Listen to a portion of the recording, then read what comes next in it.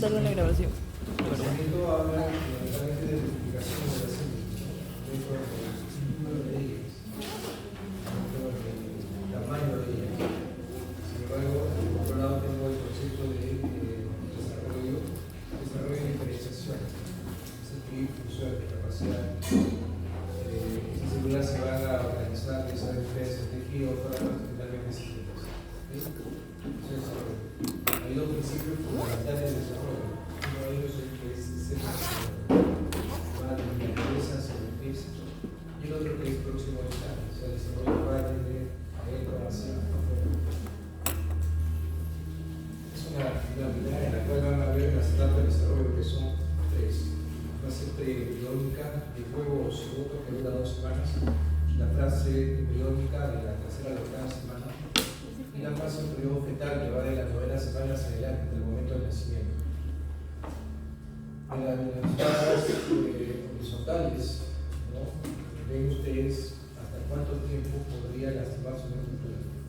Ven que el sistema nervioso central puede lastimarse hasta la semana 20 aproximadamente, que es el sistema en que se afecta por mucho más tiempo de presentarse algún problema. En la primera fase, la fase embriónica, si hay alguna cosa aquí, solo es considera la ley de todo o nada, se pierde el producto. De la tercera a la octava semana son las formaciones estructurales mayores. Y de la novena hacia adelante, en el periodo fetal, las malformaciones estructurales son menores o son solamente problemas funcionales. El concepto lógico es entender que mientras más temprano la gestación se afecta al producto, pues más daño va a tener, ¿no? Sucede esto, por ejemplo, con las enfermedades del grupo de TORCH. Mientras más temprano la gestación se produce la afectación del producto, más daño se va a generar. Es lo que hemos mencionado hace unos momentos. ¿Okay? En la fase embriónica, ven ustedes, es el tiempo, el periodo en el cual se producen las formaciones. Ya saben ustedes que es la fase, el periodo de organogénesis, ¿no? Al lado derecho, una lámina que fundamentalmente para más o menos saber cuánto es. Otros en general trabajan 28 semanas 1 kilo, 30 semanas kilo 250 gramos y 32 semanas 1500. O sea, cuando nos referimos a un niño de 1500 gramos, en promedio se tiene 32 semanas, ¿ok? 32 semanas. Entonces tengo la fase del periodo preembriónico, pues, ¿no? Ya lo han visto ustedes en su clase de biología. Es la fase en la cual se va a producir la fecundación. Se unen el óvulo con el espermatozoide y se produce el huevo o cigoto. Una característica de este periodo está ahí la fecundación de este periodo con algunas características que se mencionan ahí. En todo caso, ustedes saben que los procesos se producen en el tercio externo de la trompa del óvulo. ¿Sí? Segundo, el esperma va a determinar precisamente el sexo del producto, ¿no? Los cromosomas Y es el que determina finalmente el sexo del producto. Entonces, se generó el huevo cigoto en la unión del óvulo con el espermatozoide. Este huevo cigoto va a experimentar lo que llamamos segmentación. Se va a segmentar, va a comenzar a dividirse. Una división que también es de todos lados, o sea, es una división completa. Y eso se genera, amigos, hacia su lado izquierdo, 2 células, se llaman blastomeros, y luego se produce una serie de subdivisiones para finalmente tener hacia su mano derecha esto que es un conjunto de células que se llama módula. Como dice ahí, más o menos la módula se da a tercer día en su discurrir desde la trompa, desde donde se generó la fertilización, hacia el cuerpo del útero, generando la segmentación. ¿Okay? Genera la módula, tercer día más o menos, tiene unas horas aproximadamente, pero después esas células se van a empezar a mover, y le van a dar un polvo interno, está señalado ahí con la flecha amarilla, el sistema interno, y es a partir del cual se va a generar el embrión. Luego tengo una capa externa que es el trofoplasto, que va a interactuar con el endometrio en su momento de la implantación para posteriormente generar lo que llamamos placenta. Es lo mismo. Todo lo que se ha generado, esta disposición donde tenemos un polvo de células donde se genera el embrión, estos finalmente lo que llamamos Ese es el blastocisto. Entonces tengo la amúrala primero, luego viene el blastocisto. ¿Okay? Como dice ahí la lámina, es en el discurrir precisamente el huevo cigoto a lo largo de la trompa del falopio para llegar al cuerpo del útero. La implantación, como dice ahí, se genera aproximadamente entre el quinto y séptimo día en que este blastocito llega a la cavidad uterina. ¿Okay? Se van a generar, entre otras estructuras, el ánus, que es la membrana que va a volver al embrión en su momento y que va a contener al líquido amniótico. Y la interacción de esa capa externa de célula del blastocito se llama tropoblasto. La interacción del tropoblasto con el endómetrio es lo que va a generar la placenta. ¿Okay? Más o menos después en el día 10 a 11, va a haber una suerte también de distribución de las células. Se van a ir hacia la parte interna, si quiere, pues van a generarse lo que se llama la gástrula. Esta gástrula tiene tres capas, ¿okay? Tres capas. Inicialmente se forman el ectodermo y el endodermo, y luego en el medio de ellas pueden hacia el lado derecho esos puntos rojos, eso es el mesodermo. Entonces, en esta fase de gastrulación, ¿no? Que más o menos está en la tercera semana, es que ya tenemos las tres, se van a generar las capas combinativas, primarias, ectodermo, mesodermo y endodermo, a partir de las cuales se van a generar todos los órganos y sistemas. ¿Okay? Fíjense que en esta tercera semana, cuando llegamos a la gástrula, es que ya se hacen positivos los test, o la mayoría de los test que van a servir precisamente para determinar si una mujer está embarazada o no, mediante la detección de la hormona androgénica. ¿Sí? Entonces tenemos aquí esta tercera semana de ovulación, donde se va a generar, comenzar a generar los sistemas. Vean ustedes aquí lo que genera el ectodermo, el mesodermo y el endodermo, ¿no? El ectodermo, por ejemplo, ven ustedes el sistema nervioso y piel, hablar de esto. Recuerden ustedes que la piel está considerada como una expresión del sistema nervioso, es decir, lesiones, daños, afectaciones de la piel pueden estar ligadas a alteraciones del sistema nervioso. Por ejemplo, las manchas trapeconesis de la neurofibromatosis. Por ejemplo, las manchas en árbol de pelo que son asociadas a la esclerosis tuberosa. Entonces, cualquier lesión en piel que nos llame la atención nos va a obligar a hacer una consulta con el neurólogo para hacer un descarte del problema del pelo. ¿Okay? En este caso, es para que ustedes revisen ahí la tabla, las estructuras que se generan de cada capa germinativa. Es la placenta. Bueno, hay la interacción del tromboblasto con el endometrio para generar placenta, ¿no es cierto?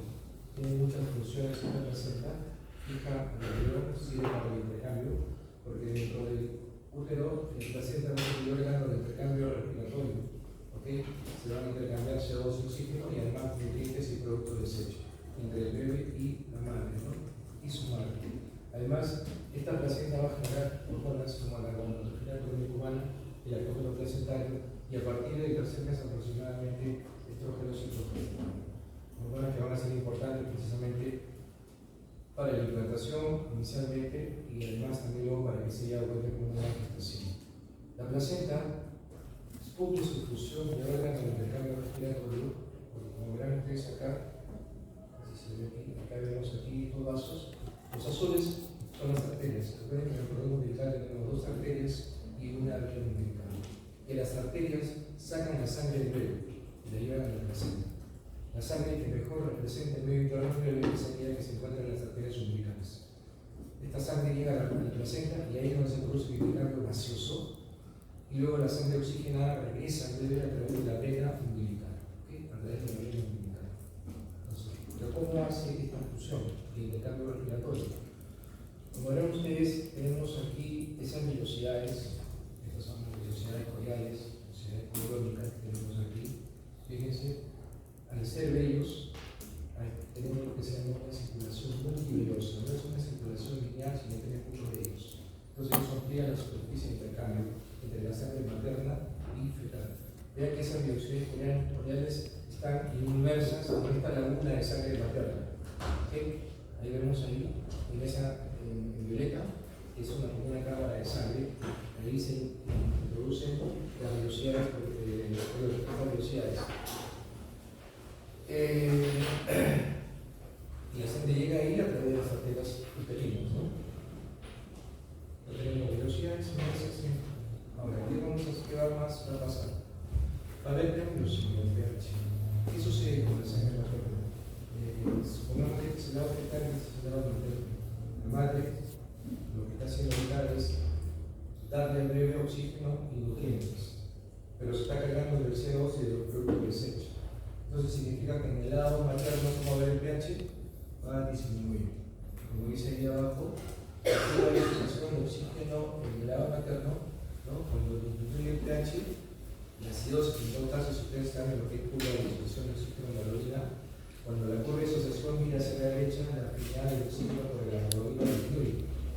Cuando la curva de asociación mira hacia la izquierda, la afinidad aumenta. La hipertermia, la acidosis y la altitud, por ejemplo, de la cianosis hacen que la curva mire hacia la derecha, porque en el tejido no está el oxígeno. ¿Sí? Entonces, cuando el pH materno disminuye, entonces la afinidad del oxígeno por la hemoglobina disminuye. ¿Okay? ¿Y esto qué hace? Suelta más oxígeno para el producto. Entonces, más oxígeno que le va a llegar pues, al feto. En el feto sucede lo contrario. ¿Qué pasa en el feto? El feto se desprendió del CO2, se desprendió de los productos desechos, se cargó de oxígeno, se cargó de nutrientes, el pH aumenta de su lado. Cuando el pH aumenta, la curva de asociación de oxígeno y hemoglobina gira hacia la izquierda. En el feto gira hacia la izquierda. La afinidad del oxígeno por la hemoglobina se incrementa. De esa forma fija el oxígeno que la madre le está entregando.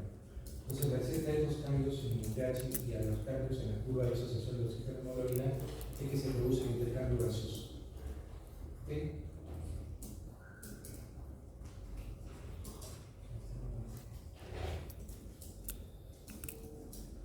Bueno, en la placenta tenemos dos hormonas en el caso para mencionar. La gonadotropina colónica humana, que como dije forma la base para el embarazo y la segunda o tercera semana de la gestación.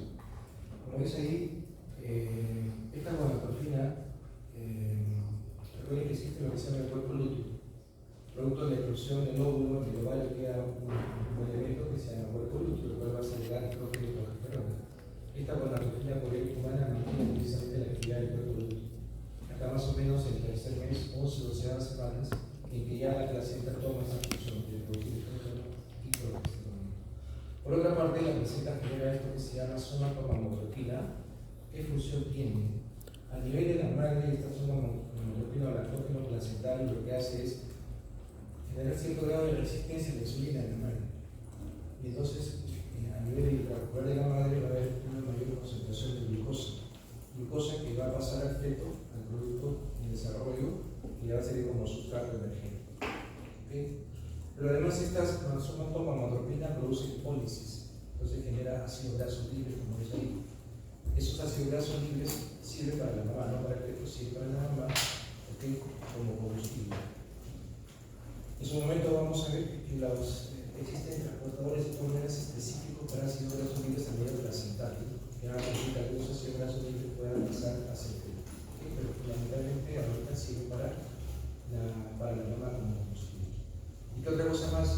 Me dice ahí, las cetonas, que son producto del metabolismo de los ácidos grasos libres, sí pueden atravesar la placenta y servir como sustrato energético alternativo para el feto.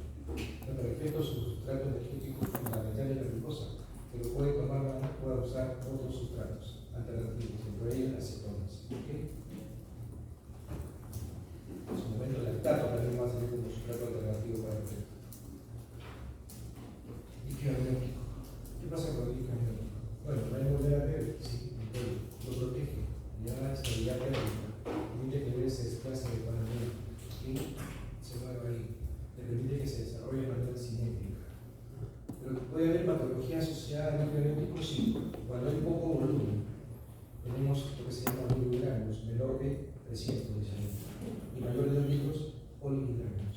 O sea, poco volumen o mucho volumen.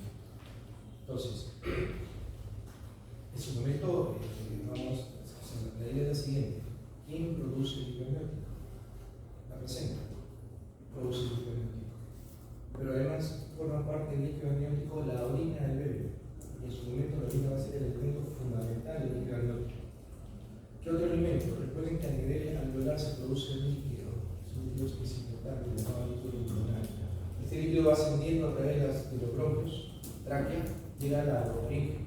Aproximadamente el 50% se vierte hacia el líquido amniótico. El otro 50% es deglutido por el feto. ¿Okay? Entonces, líquido amniótico, la placenta, ¿qué más? Los riñones, la orina, tercero, el líquido pulmonar. Entonces, menos de 300 mililitros de líquido literal, poco líquido amniótico. Si sucede esto, ¿qué es lo que podemos pensar? Por principio, si una gestante, usted también se doctora, una gestante con poliuretano, mi primera pregunta siempre va a ser si ha roto fuente, porque eso podría ser la causa de su poliuretano. Si lo ha hecho, ¿cuánto tiempo ha pasado de la ruptura? Porque en todo caso, recordemos que una ruptura de membrana, dependiendo de cómo la hora, puede ser factor de riesgo para sepsis. ¿Sí? Pero como causa de ruptura de membranas. En segunda instancia, ¿qué puedo pensar? ¿Cómo está el producto? Si lo han evaluado o no, si le han hecho una ecografía, cómo está su viabilidad ya dentro del útero, porque recordemos en todo caso que si hay insuficiencia placentaria, ¿cierto? Va a haber una menor producción de líquido amniótico. En tercera instancia, ¿qué pienso? Estamos hablando por frecuencia, ¿no? Ruptura de membranas, insuficiencia placentaria. En tercer lugar, ¿qué cosa podría pensar? Un problema de los rinocitos o de la antes urinal, por el que puede suceder que el niño tenga una genesia renal. Recordemos, los riñones dentro del útero no son indispensables. No son indispensables porque la función de depuración que uno hace la placenta a través de la madre, los riñones no son importantes. El feto puede desarrollarse sin riñones. El problema es que lamentablemente que muere al nacer, ¿no? Se dura por 2 horas inclusive. Y otra cosa más, si se produce orina, pues un proyecto de sanidad, uréteres, de vejiga, uretra, y lo más frecuente es que haya valvas uretrales posteriores. Entonces hay una obstrucción mecánica del flujo de orina. Eso definitivamente tendrán ustedes incrementa la presión hidrostática, no afectar la pelvis renal y el riñón propiamente dicho. Entonces esto tiene usualmente grados variables de hidronefrosis. ¿Sí? ¿Cuál es el último? El último no dice que tenemos ahí es la hipoplasia pulmonar. Cualquier causa de hipoplasia pulmonar puede determinar que no se produzca el líquido pulmonar, aunque aporta poco el líquido pulmonar, pero puede generar también que baje el volumen de líquido amniótico. ¿Okay? Y por otro lado tengo el poligramos. Hay demasiado líquido, más de 2 litros. Hay, como dice ahí, la primera causa es el líquido hepática. No sé cuál es la causa, en un gran porcentaje de casos. Pero yo debo pensar en qué otros problemas. Problemas en la falta de dilución. Recuerden que recién así, el feto en su momento va a deglutir el amniótico. Recuerden que es importante que degluta el líquido amniótico. ¿Okay? Eso es lo que podemos hacer en el momento, pero es importante que deglute. Si no deglute, porque tiene alguna malformación grande del sistema nervioso central, una encefalitis, por ejemplo, pues el líquido se queda fuera y el volumen se incrementa.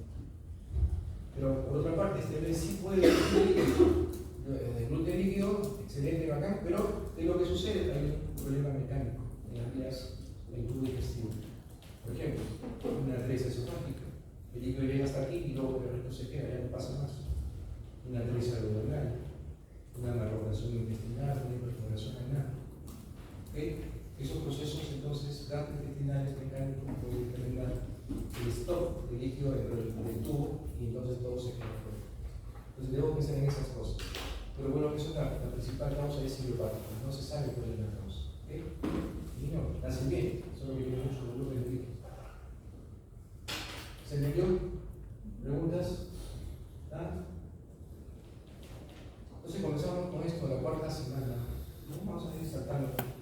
Y vamos a empezar haciendo algunas cosas, pero no vamos a comenzar por esto. Pero en la cuarta semana tengo todavía un corazón tubular. Vean que hay temas de las extremidades. ¿Sí? Recuerden que el desarrollo va a ser natural. Por eso que la yema de las extremidades superiores son más grandes que las extremidades inferiores. ¿Okay? Bueno, si no es largo el ojito, igual de la orejita. Esta es la sexta semana. Las cámaras cardíacas ya están presentes. Algo que es importante durante este primer trimestre es el crecimiento cefálico. Es grande, cabeza grande, en relación, en proporción al resto del cuerpo. ¿Okay? ¿Qué más se puede mencionar aquí? Algo que no es mal. Octava Después de la tercera a la octava semana, la fase embriónica, estamos nosotros siguiendo la fase embriónica. Se complica el desarrollo del corazón y la circulación fetal. Acá ya que podemos ver inclusive las